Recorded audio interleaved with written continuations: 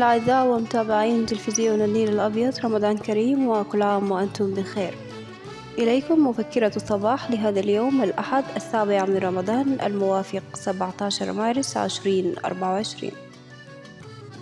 نبدأها بتذكير لمواقيت الصلاة. صلاة الظهر الساعة 11:58، صلاة العصر الساعة 3:18، صلاة المغرب في تمام الساعة 6:01، صلاة العشاء 7:09.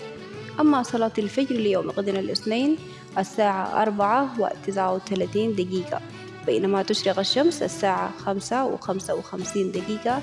تقبل الله منا ومنكم صالح الأعمال. متابعينا، نتجول في سوق كوستي ونبدأ بأسعار الفاكهة والخضر.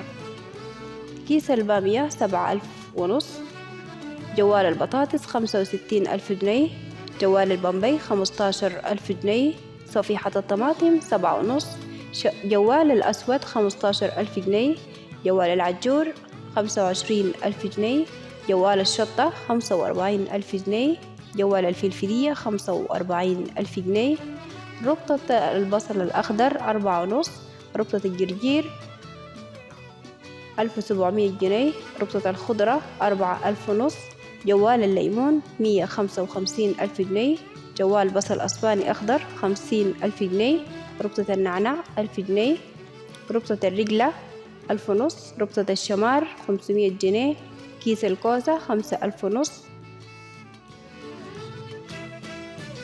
برتقال 100 قطعة 20,000 جنيه، كرتونة المانجا 20,000 جنيه، ربطة قصب السكر 15,000 جنيه، كرتونة التفاح 47,000 جنيه، جوال البلح 67,000 جنيه، 100 كيلو موز 25,000 جنيه، 100 حبة جريب فروت 40,000 جنيه.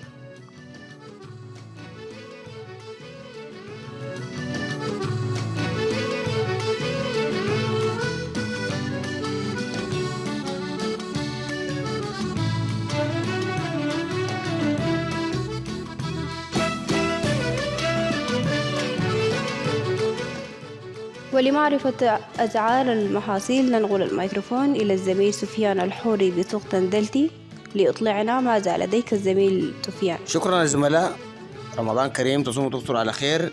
من خلال المفكرة لهذا اليوم مشاهدي الأعزاء، التي يشهد سوق محصولات تندلتي حراك كبير، حيث سجل قنطار السمسم الأبيض 65,000 جنيه، قنطار السمسم الأحمر 62,000، جوال الفول السوداني 23,000، قنطار الكركديه 74,000، أردب الذرة فتريت 92,000، أردب الذرة طابت 106,000، جوال العدسية 110,000، جوال الكبكبيه 230,000، جركان زيت سمسم عصارة سعة 36 رطل مبلغ 63,000 جنيه.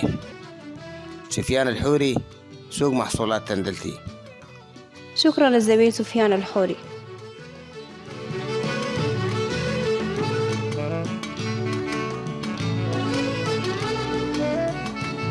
والآن حالة الطقس لهذا اليوم الأحد حسب إفادة الهيئة العامة للإرصاد السودانية، والتي تتوقع انخفاض ملحوظ في درجات الحرارة العظمى في شرق ووسط البلاد، بينما ينتظم الوسط وجنوب البلاد استقرار دون تغيير يذكر، فيما يتوقع أن تنخفض درجات الحرارة الصغرى في معظم مدن البلاد. وأعلى درجة حرارة متوقعة في مدينة كوستي 42، وفي مدينة الدويم 41.